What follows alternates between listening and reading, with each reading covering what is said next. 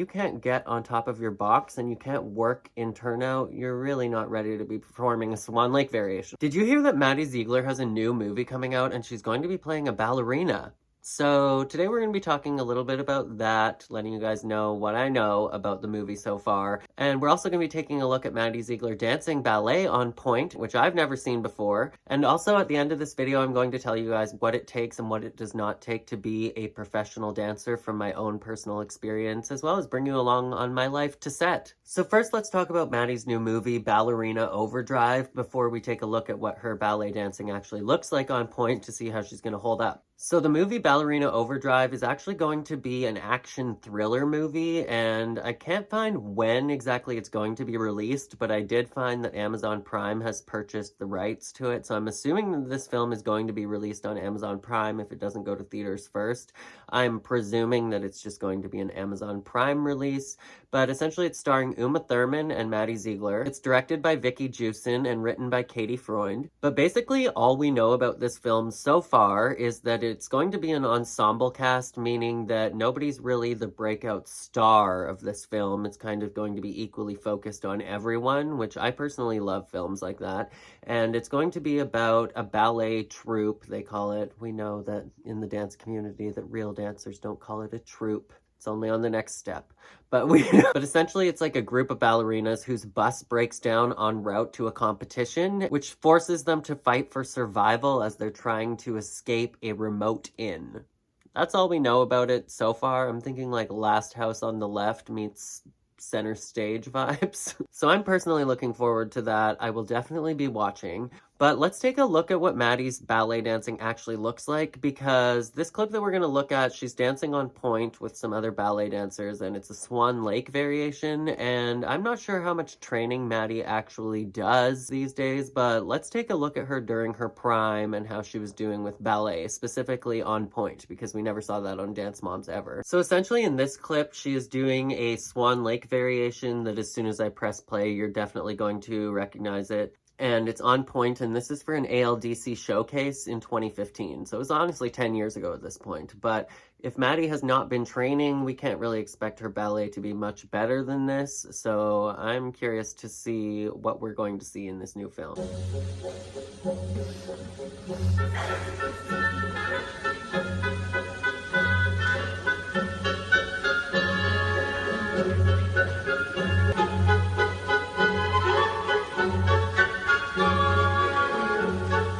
I already see 101 snafus. Oh boy, so Maddie Ziegler is on the far left of your screen, if you can't tell, and just to quench your curiosity, none of those other dancers on screen are from Dance Moms. They are just dancers from the ALDC.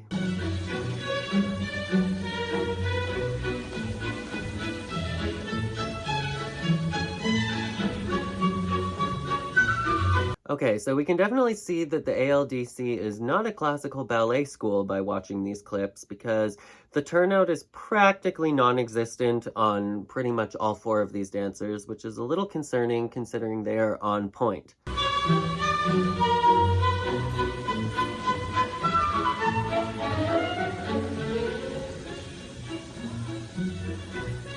The costumes are cute. They're pretty much exactly what I would expect.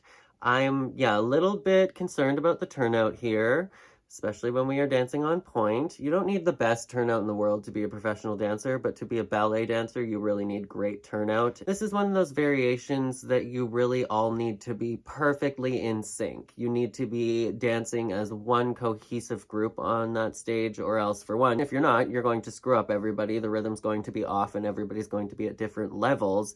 But also for two, it just doesn't look nice unless it's completely in sync. Yeah, I'm a little alarmed as well that nobody's really getting on top of their box, if ever.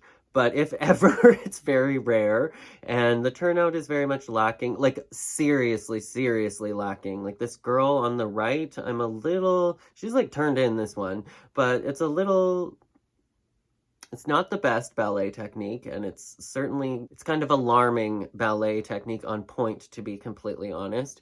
But to an untrained dancer, to an untrained eye at an ALDC showcase, I'm sure that they are doing just fine for the audience in terms of putting on a performance. But the The beats look pretty nice for Maddie. For the other three, they definitely need work. Maddie herself definitely needs work on the turnout. She definitely needs work on the ankle strength. She's barely getting on the box of her shoe, like barely ever getting on top of the box. And the turnout on all four of them is just lacking.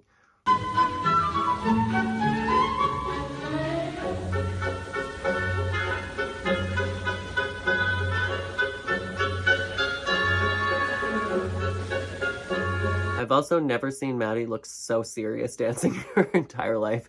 She's usually, like, she is hanging on for dear life in this number. She is usually so careless and free and just dancing, like, so naturally. Here you can tell that she is really working. Maddie is not a natural ballet dancer, but she's really working on that technique. But it definitely needs some work.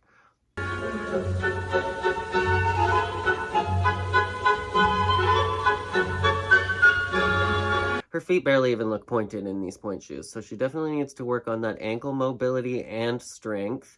I'm assuming that we won't be seeing a ton of dancing in this Ballerina Overdrive film unless it's going to be doubles, because I don't think that Maddie's been keeping up with her dance technique enough to be playing a professional ballet dancer.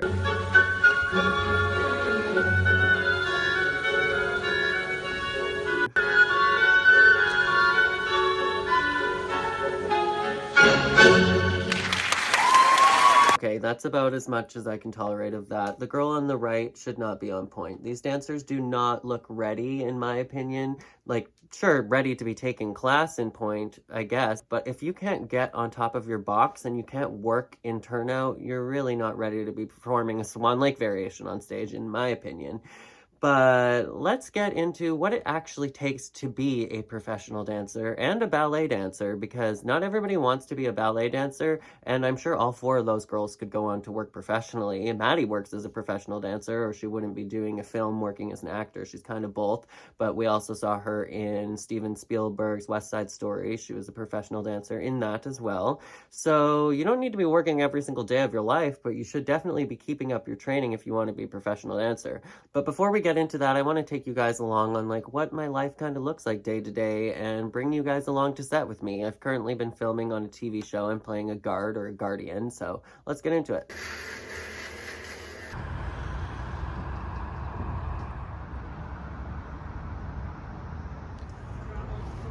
So I just went through hair and makeup, and this is what I look like. It's a very foggy morning this morning. But they did change up our costumes a bit, and this one's going to be so much more comfortable in the sun all day. There you go. Thanks, brother. Yeah. Is it the exciting Caledon house? I guess. It's fine. Just, you know. There's nothing exciting about Cal. I mean, it's on a very nice property. It's on a very nice property. I grew up here. There's nothing Reminds me of exciting my here. marriage. So I just finished up on set, and it's not even 12:30, so that was awesome. A nice short day. I got up at like 4 in the morning, finished work by 12:30. Now I have an hour-long drive back home, but it's like such a nice afternoon. It was a lot of standing today, like just standing still without any time to go like have a sip of water or go sit down for a minute with 100 pounds of gear on. But it was so much better than yesterday. I was still like out in the blistering sun, standing there with all this gear on and a coat, but like my coat no longer had polyester polar fleece liner. I no longer had to wear a tight knit sweater over top of a turtleneck. They switched out a lot of things. My vest was a little bit lighter. My boots were lighter. Just overall, much more comfortable costume while keeping the exact same aesthetic. So much better. But like, remember how I was saying how I was breaking out super bad? I'm like, I'm wearing makeup today. Like, this is me leaving a film set with a full face of makeup on. And I'm like, there's a pimple there, a pimple there, a pimple there, a pimple there. Like a whole breakout here. What is going on? Has anybody else been following the Diddy trial? It's going to be 8 weeks long, and I started watching updates and stuff from the courtroom, and I'm like, this man needs the death penalty. Like, we heard so many of the details openly in the public over the last year, or last 20 years, but like, what's actually included in this trial is just morbid. I'm personally just out for a walk listening to the trial updates right now from Rotten Mango, like Stephanie Sue's channel. She is going to be in court for 8 weeks for the entire trial, and her team are going to be documenting it. So I'm listening to that right now, the second episode.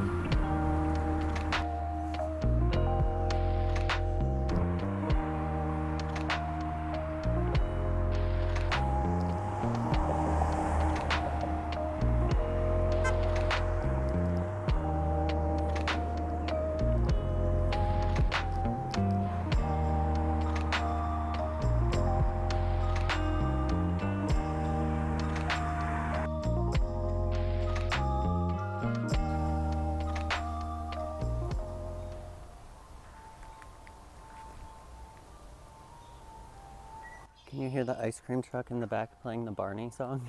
I want to talk about what it takes and what it does not take to become a professional dancer in 2025. I have worked as a professional dancer in short films, film, television, movies, stage. I have never worked as a dancer on a cruise ship, however, but these same rules apply wherever you want to be a dancer.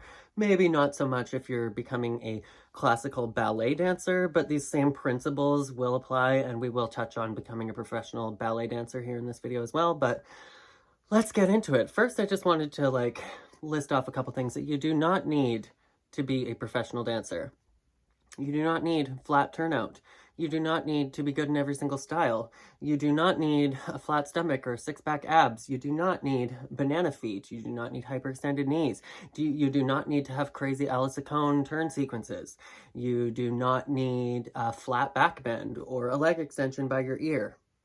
You don't need any of this. So I just wanted to make this video to be very realistic about what it does take, because it does take a lot to be a professional dancer. It is a very challenging, very difficult, time-consuming job that takes lots of training and lots of determination, but it is not maybe as impossible as you may think about it in your head. I know growing up that I thought about it as like this absolutely impossible feat that you could never do. And then when I became a professional dancer, I realized that there's a lot of nonsense out there, and there's a lot of stuff that is preached to you when you're growing up that is just absolute BS. You also don't need to start at 3 years old. That's another one. So I personally started dance late in life. I started at 19 and I became a professional dancer by my early 20s. So it really is not that impossible, but let's talk about it. Let's talk about what it does take. So in order to become a professional dancer, and what I mean by being a professional dancer is you are being paid to dance. So whether you're getting paid to go to a TV show and you're dancing in the background, you're dancing as a main character, you are a scripted character that also dances, extremely rare. Shout out to people like Briar Nolay, because that is like the goals for so many people. I think for a lot of dancers, we would love to be actors with a scripted role as well. I just watched Center Stage for the 100th time today. It's another perfect example. Sasha Rudetsky, so many amazing dancers that got the opportunity to be actors as well.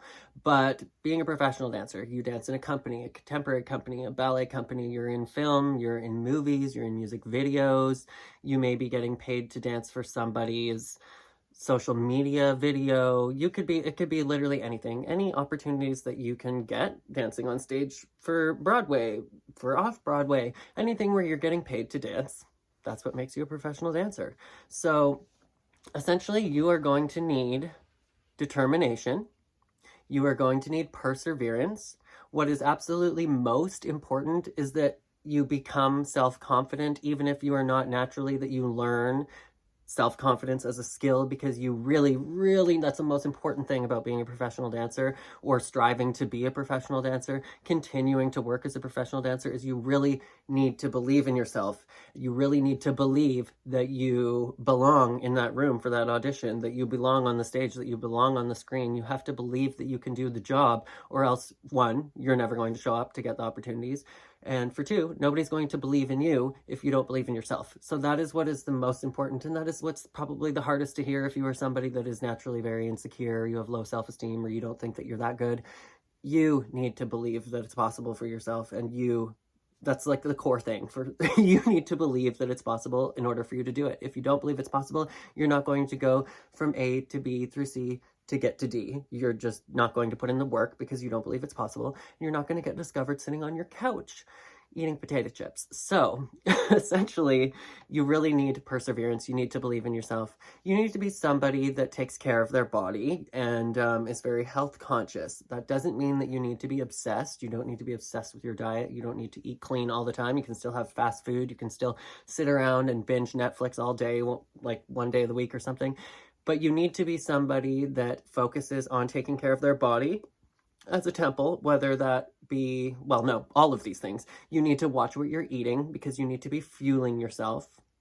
You really need to make sure that you're having adequate nutrition if you're going to be a professional dancer, because the working hours can be incredibly long, and it depends really what you're doing. Like if you're working in theater, a lot of the time you can be rehearsing for like 8 to 10 hours a day, just dance after dance after dance, working your butt off, or working in film, you may have to stand around on a set for 16 hours and be ready to do the dance whenever they ask you. And you could be on set for 16, 18 hours and just be ready to dance at the drop of a hat for that entire period of time.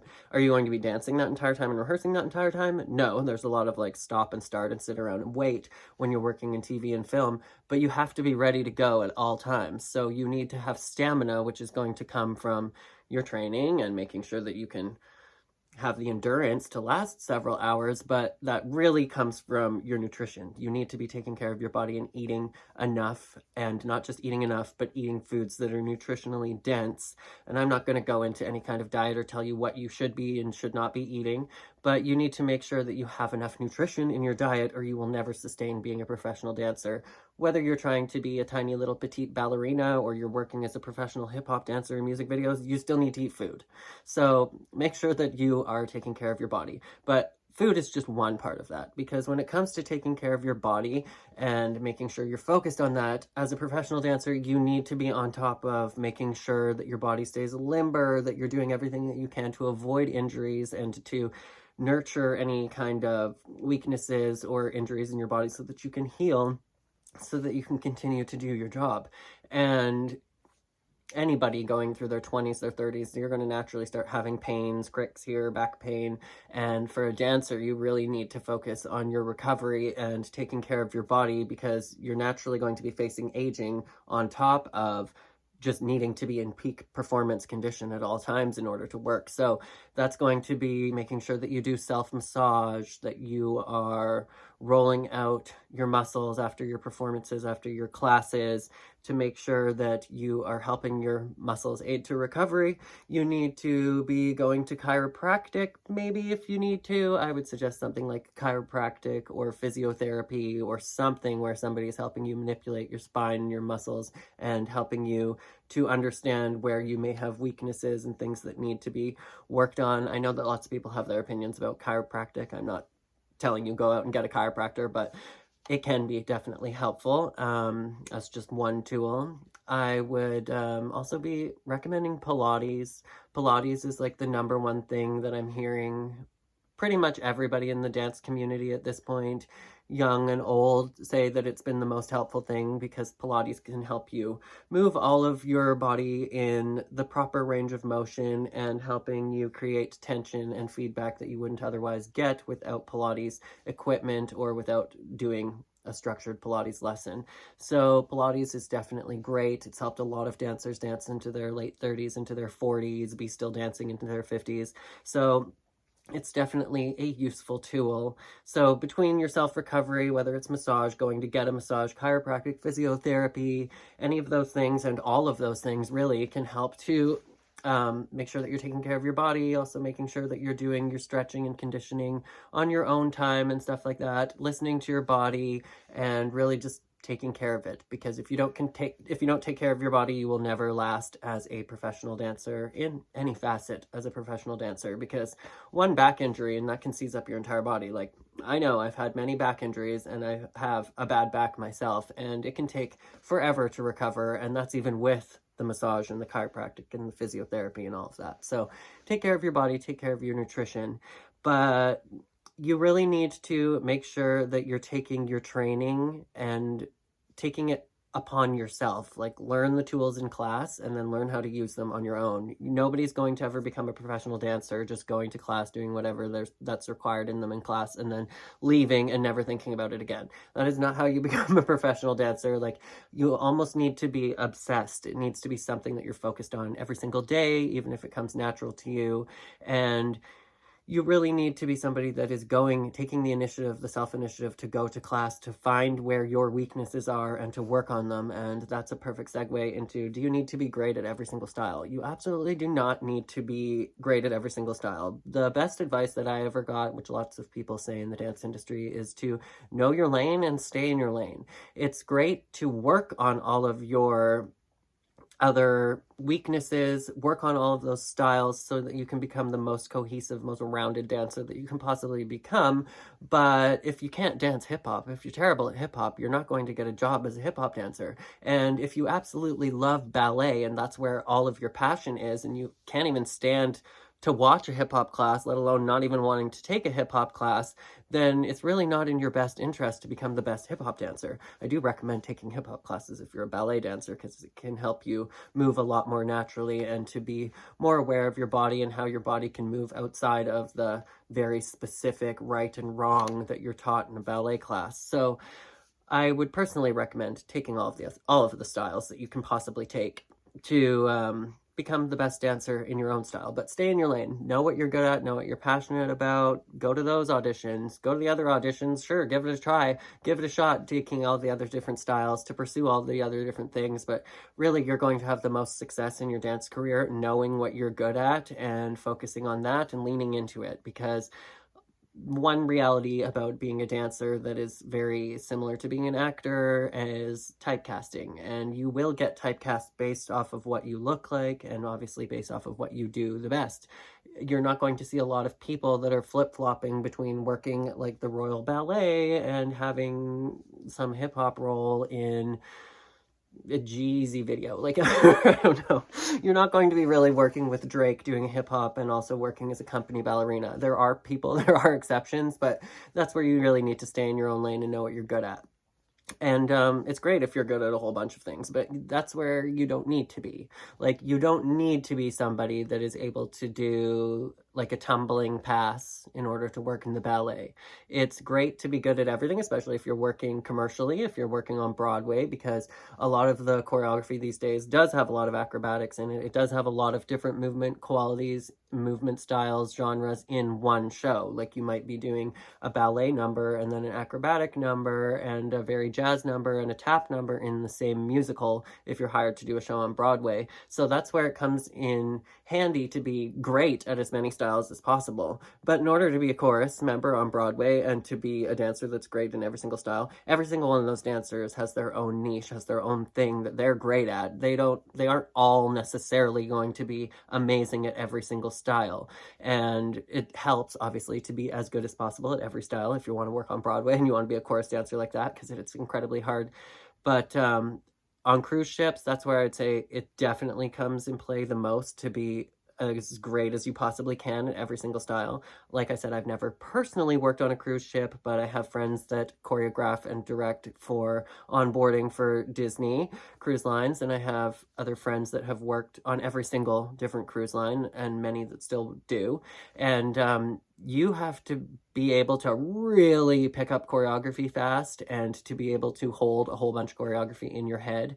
And obviously with Broadway as well, with theater as well, but especially with cruise ships, because you could be learning like 16 different numbers and have 4 different shows that you're doing before you even start on your cruise ship, and you need to have all of that choreography in your head, and you need to be able to be ready to perform that every single day when you're working on a cruise ship. So that's a lot of information to know. If you're not somebody that is really good at learning choreography fast, and you're not somebody that is good at knowing like 16 performances in your head at the same time, then a cruise ship is probably not the best fit for you, to be completely honest. I'm not here to sugarcoat anything. Like, a cruise ship, Broadway is probably, again, depending on what the show, but a lot of Broadway shows, if you want to be ensemble, this is probably not the best fit for you if you are not good at knowing a whole bunch of numbers, because on Broadway you also need to swing for people and you need to understudy. So you could be in the ensemble and then you have to also know everybody else's part, basically. So that is a lot of information, and a lot of people, like myself included, are not good at just knowing 16 dances. Like, when I do a Broadway show or a musical theater show, professional show, I need like months to learn all of that. That is so much, especially with the singing and everything included, because you're not really usually just dancing if you're going to be in the ensemble of a musical theater production. But on cruise ships, you need to learn all of that. You're going to learn all of these shows and everything on your onboarding before you even get to the cruise ship. So you need to be somebody with crazy stamina, really picks up choreography fast, because sometimes you only have like 2 to 3 weeks. A lot of the time, if you're being hired just by yourself to be thrown into a cruise line, you might even have like no rehearsal time and you need to just be thrown into the show. So it really depends on the situation. But again, theme parks, that's another example. You may not have as many performances at a theme park, but it's the same general idea that you need to know many different performances and you need to be able to stand in for other people if somebody's sick or gets injured. So you really need to know everybody's part.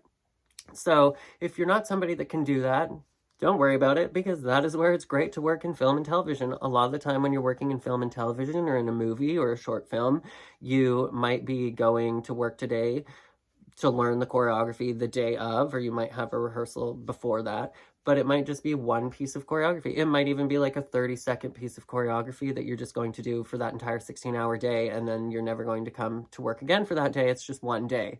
Or if you're doing jobs like, for example, I was in Descendants 2, and the main core of dancers in Descendants 2, they rehearsed and learned all of their numbers before they even got to set. So they rehearsed, they knew everything kind of like a musical, and then they went and did majority of that choreography. A lot of it was improv and on the spot. So make sure that you work on your improv, because improv is definitely a really important skill, I would say, to have as a professional dancer in any genre, because a lot of the time when a choreographer is working with you, they're going to want to know what you can do, or they're even going to ask your opinion, like, hey, what do you want to do here? We need to throw in like a trick here. What are you good at? So you need to know what you're good at, and you need to be ready to just work on the spot, throw something in. Like, this is what I have, this is who I am, this is what I do. So there is definitely room in the industry for every different kind of dancer with all different kinds of skill sets, but you don't need to be good at absolutely everything, and you just need to know your own strengths and play into that. Like I said, if you know that you're not going to be able to learn 16 dances, then maybe don't waste your time trying to work on a cruise line for like 5 years of your life, and maybe focus on film and television. And I personally think that they are completely different.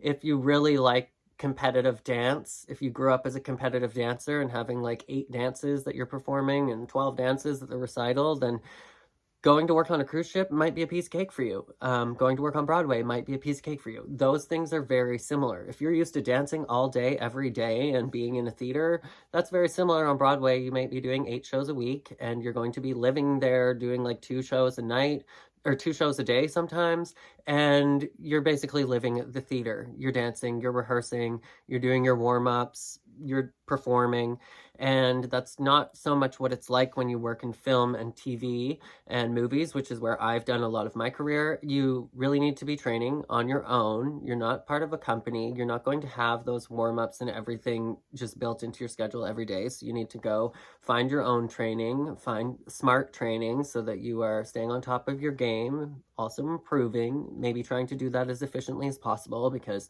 dancers are not incredibly well paid, so you don't have all the money in the world to pay for your training, and you may not have the time, if you're working another job or something, to be in a dance class 8 hours a day, like maybe you did growing up as a crazy competitive dancer, or who was homeschooled or something, like I know a lot of people are. So you really need to be smart about your training, take that onus and that ownership on for yourself if you're going to be working in film and TV, especially because you're not going to be there every day.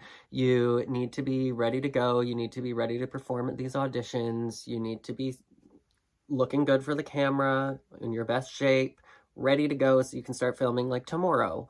And that's the reality of working in film and television. A lot of the time you're going to get cast for things a long time ahead of time, but a lot of the time it also starts like tomorrow.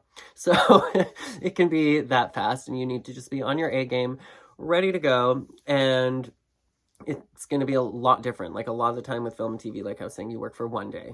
So that's the reality of it. You could be auditioning, you book the job, you work for one day, that was the entire project, versus if you're going to be working on a cruise ship or working in theater, you might go to like 5 auditions to book the job in Broadway sometimes, and then you'll get the job, and then you have that job for like 3 months, and then it gets extended for 3 years. And like, it can be very different.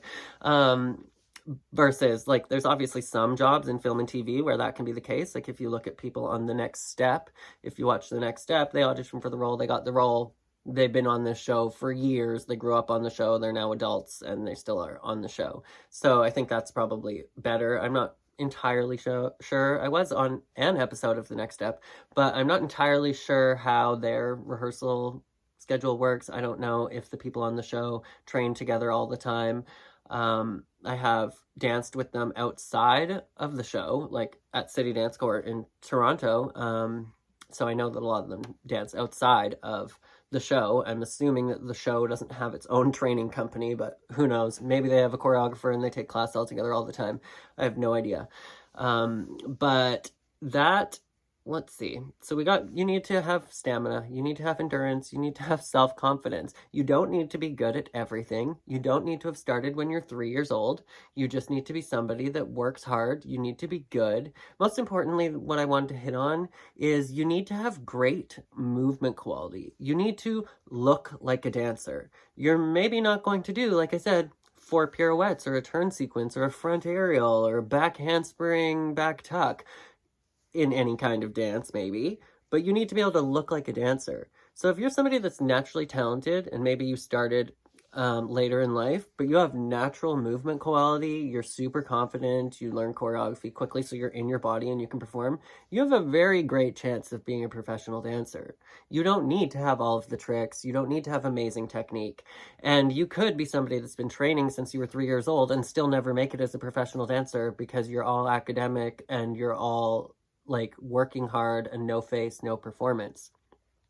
I'm somebody that picks up technique really well, and then once I have the performance and the choreography down packed, like I know it really, really well, then I can be really in performance mode and be super confident.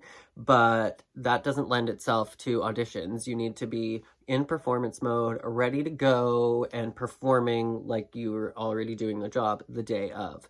So really what's most important as a dancer is that you become really good at auditioning, to be able to pick up a small amount of choreography and transform it into being show ready in the shortest amount of time possible. That is the most important skill to being a dancer.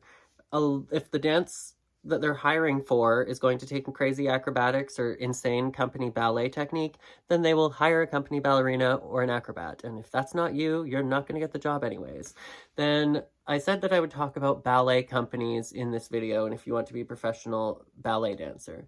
So this route is a lot more gate-kept than any other route, being a professional dancer, and to become a ballet dancer has a lot, for the most part, no dance journey is linear, but to become a ballet dancer has a lot more of a linear progression. It has a lot more of a framework. It's a lot more systemic than other dance genres, because a lot of the time as a ballet dancer, you start really, really young, you train as a ballet dancer, and you're taking class like in your hometown. Then you may move away at like 9 years old to be in a live-in academy, then go pre-professional and then join a company.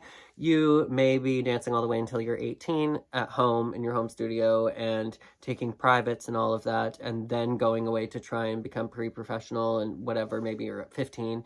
It's like a bit different, but what's most important with ballet is that it really does matter how much experience and how much technique you have. And if you're just somebody that has natural movement quality, that's not necessarily going to cut it as a ballet dancer. So if you start late in life as a ballet dancer, you really, really, really need to focus on not trying to be performative in your dancing necessarily. Like, have your own style, learn how to perform. Obviously that's important.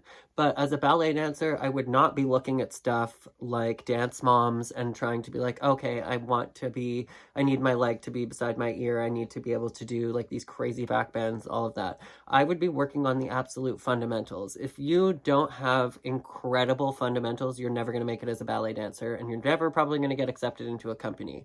So you don't need to have your extension doesn't, your leg up by your ear, pardon. You don't need to have extensions like that. You don't need to have crazy oversplits to be a ballet dancer. And depending on where you're going to study, it's going to be different. Obviously, if you're going to the Vaganova, you're going to need to have 180-degree splits. Well, more than that. You're going to need to be great with your back bends. You're going to need that flexibility all through your body. You're going to need 180-degree turnout. But there's other schools of ballet that are absolutely never going to make you have 180-degree turnout in order to get accepted into the program. You won't have to be stick rake thin. The body type in dance, throughout all dance, but especially in ballet, is definitely changing. They're accepting a lot more athletic body types these days and people that are just strong. You have to be strong. Like I said, you need stamina, you need endurance, but you don't need to be frail and tiny. You don't need to look like a prima ballerina in order to work as a dancer. And a lot of the time, you don't need that to work as a ballet dancer anymore either. You just need to be strong and be able to do all of these movements sustainably without injuring yourself and be healthy. So I would say that to be a ballet dancer, though, you need to be like all of your fundamentals of ballet, like your first 3-4 grades of ballet should be like perfect. You need to be amazing at all of those fundamentals, and that is what is so much more important than anything else. Obviously, you're part of working with partners and being able to actually be a professional dancer, to be able to get into a company, to be able to get those opportunities and to be able to actually be on the stage and do the dang job is important. But as a ballet dancer, all of the like performative hyper flexibility, essentially at the end of the day, you're never going to impress any ballet company with your hyper flexibility. They don't care about any kind of flexibility that you can't control. Being a ballet dancer is being an athlete. Being any kind of dancer really is being an athlete, and you need to treat your body as such, and you need to think about it as such. If you don't enjoy athleticism and you don't enjoy training your body and taking care of your body in that way, you're not probably going to have much longevity in your career or passion to continue in a career in dance. You need to think of your body the same way that an athlete does in order to make sure that you can actually perform the job. So at the end of the day, if you don't have the absolute best ballet technique, like you still need incredible technique, but I mean, if you're not in like the top 1% or the people that you see going off and dancing in the Mariinsky or in the Vaganova Academy, if you don't have that kind of technique, it doesn't mean that you can't have a career in ballet.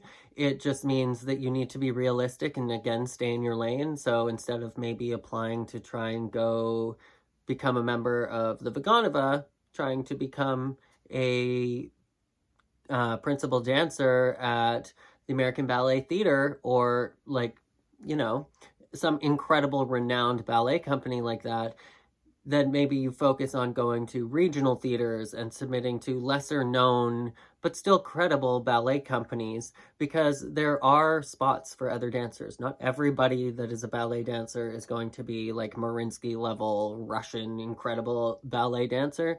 And even with ballet starting late, you can start late in ballet, just like any other dance form. You just need to be incredibly determined and incredibly committed, and like I said, master those fundamentals, because if you don't have the fundamentals, you can't work as a ballet dancer.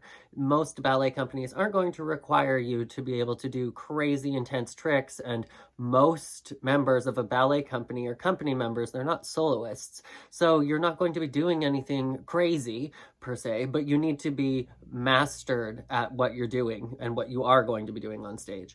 And that's what they're looking for. They're looking for somebody that is a master of their facility, somebody that is a master of their technique. They're not looking for your tricks. They don't care. So that is my advice and stuff about ballet personally.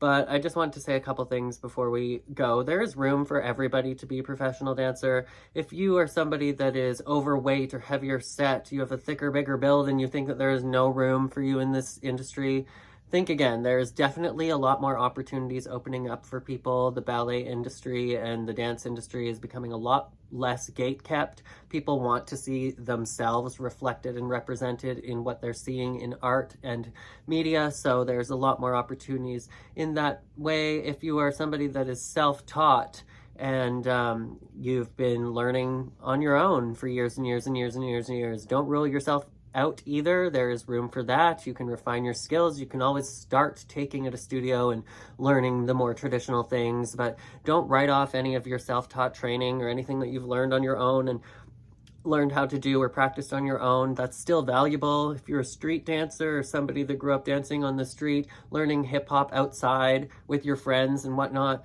you are like a commodity in this industry. Like, you are the center of the art form. That is what hip hop is all about. So I'm like, you definitely don't write yourself off if you are any kind of dancer, but like if you come from like a hip hop industrial kind of background and you've never taken a dance class in your life, don't worry. Like, have you not seen movies like Step Up? There is room for you. Like, there's entire franchises that are built around people that grew up not dancing in a studio and learning how to do everything the perfect, correct way.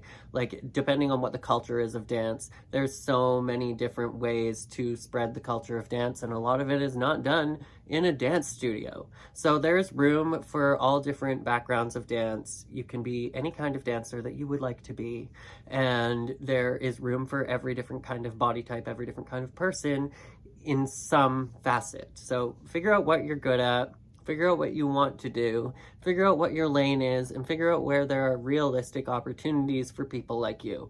If you're going into contortion, if you want to go into the circus, if you want to work on a cruise ship, a ballet company, be in music videos, work in TV and film, if you want to do anything really, like there's so many different mediums. So I just encourage everybody that wants to be a professional dancer to think outside of the box. Don't limit yourself to one little thing. Don't compare yourself to other people that are way more advanced or capable in things that you're just not capable in. Don't write yourself off because of that. Focus on your strengths and find opportunities for yourself. And if you knock on one door and it's closed, find another door. And if that one is still closed, break it down, baby. Like, figure out a way to make it work, and it will work. And that is the kind of grit and determination that it takes to succeed in a really, not just in the dance community and as a professional dancer, but that's what it takes to succeed in any kind of entrepreneurial and super like oversaturated, highly competitive industry. You need to be the one that is either creating opportunities for yourself or breaking down doors and making sure that somebody is going to see you and give you the time of day. So that is my advice. I hope that you guys found this video helpful. If you have any specific questions, I am more than happy to answer them down in the comments below. Before we go, thank you to all of my patrons for supporting this channel, and I love you guys so much. As always, make sure to be weird, be wild, and stay sparkly, and I will catch you guys in the next one. Bye, guys.